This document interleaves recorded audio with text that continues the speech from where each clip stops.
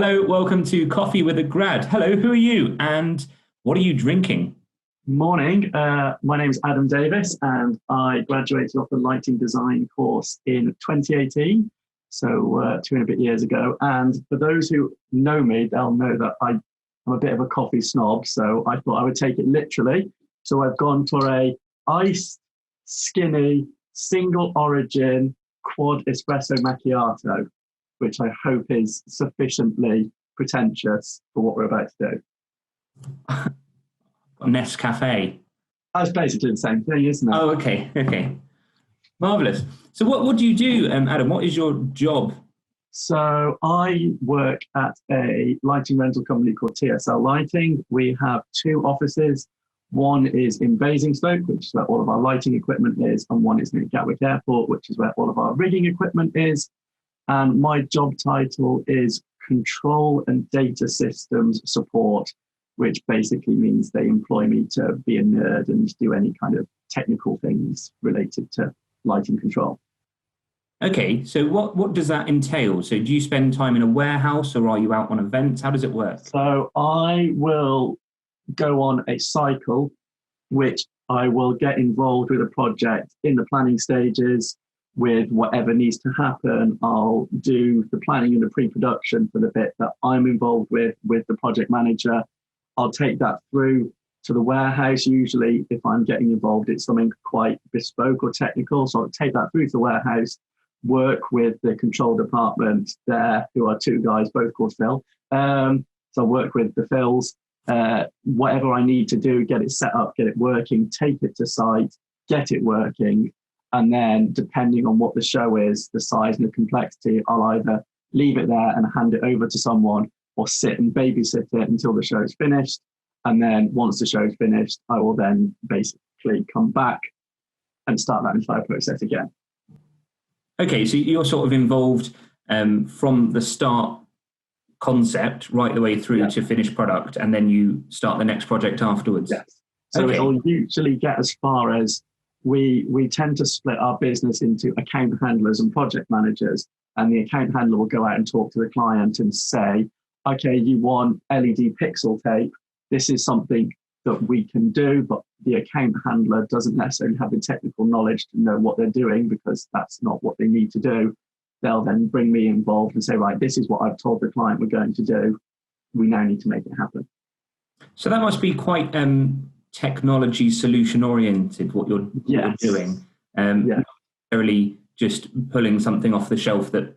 No, we've got a lot of off-the-shelf things, but it's quite often having to make all of them work together. So, for instance, we might have a physical button that somebody would press, and that will trigger a computer, which will send some ArtNet to a media server, which will then play a clip out across some pixel tape, or it might be some ArtNet that merges with some other ArtNet to make something happen. So it's a lot of off-the-shelf products, but trying to kind of mesh them all together in a way that might not have been done before.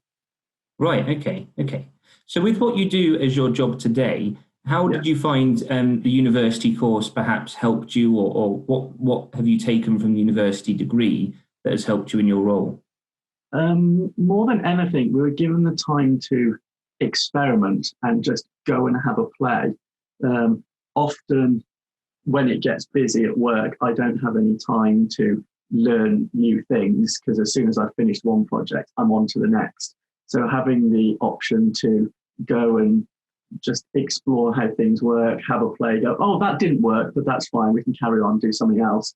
And when I was in my final year, I was given the chance to, well, we were all given the chance to go down our own rabbit holes of what we wanted to specialize in. So you will probably remember that we built an escape room as our final year project. And all of that was to do with data and control and triggers. And it was learning how all of this worked, which gave me that understanding for use in my current job. So if you were to look back at your time as a student, and for our current students, is there a piece of advice perhaps you'd give them? I was thinking about this, and the piece of advice that I would give is probably nothing related to what I do at the moment. And the two things that I wanted to mention are sort of intertwined, which are money isn't everything, and it's okay to say no. Because when I left USW, I didn't go and work for TSL straight away. I was freelancing for probably about 6 to 8 months, and I was also doing bits and pieces in my final year. And I found that I was under the impression that I had to always move heaven and earth to say yes to any gig that came my way. And a couple of times I'd done an event, and I'm thinking back to one where I'd left Treforest at midday, gone to London, operated a show, and then stayed awake all night to do the loadout, came back. And by the time I'd factored in the trains, the food and everything, I was only left with about £70 profit. And I'd been awake for 24 hours, and I never heard from that company again. So sometimes it's actually better to say, I'm sorry, I can't do that, or I do need a hotel beforehand, and just look after yourself and don't worry about getting every single gig. Because if you are good at what you do, if you can't do that day, it's fine. We're always going to phone you up and ask you to do something else again. It's not, if you say no, we're not going to put a big red mark next to you and never speak to you ever again. If you're busy, you're busy. If it's somebody's birthday, it's somebody's birthday. That's fine. Don't feel the need to always say yes to every single event that comes your way. Otherwise, you'll find that you burn out very quickly. Yeah, I think that's a good point to raise, because if you do go down that route of burning out, you're not going to give yourself the time to recoup. Right, what's the word I'm looking for? You're not going to give the time and bounce back. Exactly, yeah. And then you're going to underperform on a certain job, and that's going to reflect badly on you as a freelancer. Yeah, if it's your first time working for a new company, and you turn up and you're already exhausted because you stayed up doing an overnight loadout the night before, that's when they're going to put the red cross next to you, because you turn up and you're falling asleep already and you haven't even unloaded the truck. Whereas it's better to say, okay, I'm doing this overnight event. I'm going to give myself a day off to rest. And then if somebody asks me, I will just say, I'm sorry, I can't do that. I'm doing an overall. People who are asking you to do these events are not evil monsters. They understand that you need to rest. They understand that you can't just keep going forever. Yeah, definitely. So thinking about being tired and perhaps overworked and things like that, have you ever been in a situation where something has gone wrong, or have you had an event that nearly went wrong, and what happened? So we, as a company, did the League of Legends World Final about this time last year in Paris. And it was probably one of the biggest shows that TSL have ever done. And we're talking, I think it was around 1,200 moving lights. We had 15 MA3 full sizes, and the worldwide audience was over 150 million people. And this is the level that leaves the Super Bowl for dust. The Super Bowl final is at 80 million, and we're nearly 100 million more than that. And the whole opening ceremony is this fantastic piece of theatre that all revolves around the trophy cabinet opening. But it just wouldn't open. It just would not. And the trophy cabinet itself, if you go onto YouTube and watch it, I'm sure that you can do some, I'm probably going to move right now and it'll come into shot somewhere. The trophy cabinet was wonderful. It weighs about 900 kilos. It has to be forklifted onto stage. It's got LED panels in it. It's got 4 universes of pixel tape in it. It's got these 4 motorized actuators that make the sides fold down to reveal the trophy. There's a smoke machine inside, so this little wisp of smoke comes out. And the control system looks like it was made on somebody's kitchen table. It just would not open. And there was myself, the head of systems, and a chap called Irwin, who actually works at Luminex. And we were there all day for about 2 or 3 days in a row, and this thing just would not open. And it was so temperamental. So what happened? We were left with 2 situations. The first one was, we have to change the opening ceremony and the case doesn't open.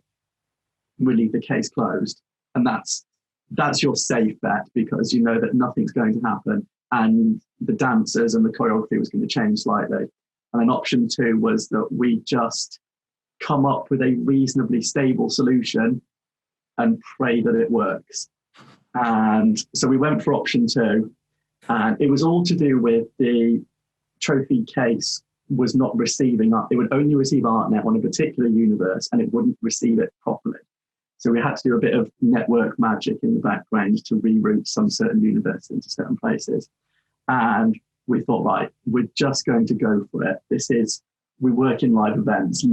We fly by the seat of our pants all the time. Let's just go for it. Why not?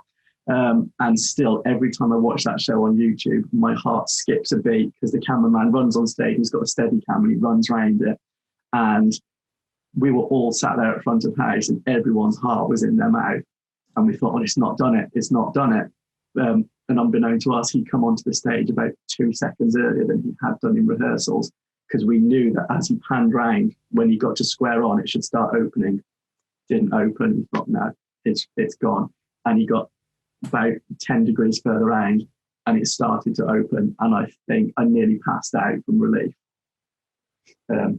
So that was probably the moment where it nearly went horribly wrong, because you know that about a third of the world is watching and it needs to open. Yeah. It did. Thankfully, it did. So that's a huge event. But do you have a particular event or venue or city that you really love working in, or somewhere that you've worked that you really sort of resonated with and really enjoyed?